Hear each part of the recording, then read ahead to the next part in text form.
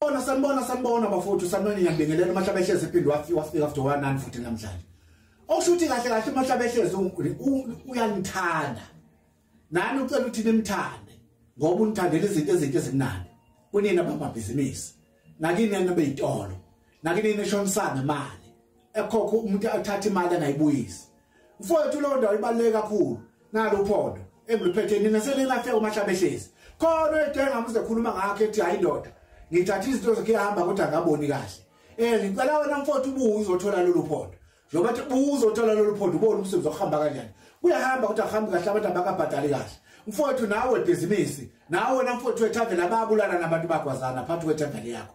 Usondele ukuthi uzoMahlabehlezi. Uzokwenza ithavela yakho ingakhathaze uthole lolu phondo. Ozokwazi ukusebenzisa, ozokwazi ukushebeza bathi sheshe. Uzokwazi ukwenza ibhizinisi yakho igcwale. Igcwale abazophuza.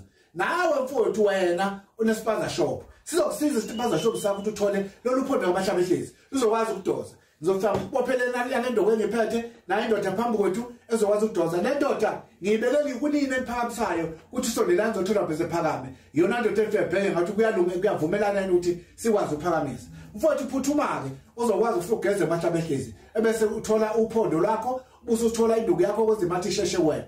Nezitha zingatheshi ukuvala zophazamisa. Bafowethu siyavala nezitolo ngiyakwazi lokho. Kodwa mase ufika uMahlabehlezi ngeke sakwazi ukuvala lo muntu othanda ukuvala. Sizoyivula zonke indlela ezizakwena. Soyivula yonke imigwaqo ezakwena upaka imoto upaka imoto phambi kwenu. Bakhona sebefika uMahlabehlezi sebephumelele. Abagijima ngempela. Ubona ukuthi lapha kuyagcwala. uMahlabehlezi lo ngeke ngikhulume ngomuntu. Mfowethu sondela uMahlabehlezi noma yini gijima ungaphuthelwa. Phuthuma uze uMahlabehlezi uzothola ukuphumelela, uzothola ukudla. Abantu ababulala nayo, ababulala ethaveni lakho, asibakhiphe lawo bantu suka ethaveni lakho ngasabulala lokho. Mfowethu kunjalo. Sondela uMahlabehlezi 0793932618. Sondela mfowethu uzothola umuntu ozokushesela. Yonke into ayikwazi ukusheshe phambili. uMahlabehlezi athi ngokunezipho cha, zokunika uphondo nokunye uzofaka kushiya ukuthi ukufanele sofasa kwenzele khona. Sondela ke mfowethu ube nesithunzi emsizweni wakho, inhlanhla yakho ibuyile kuwena. Inhlanhla ayikho kuwena. Ayibuye inhlanhla yakho siyabonga mfowethu. Thank you.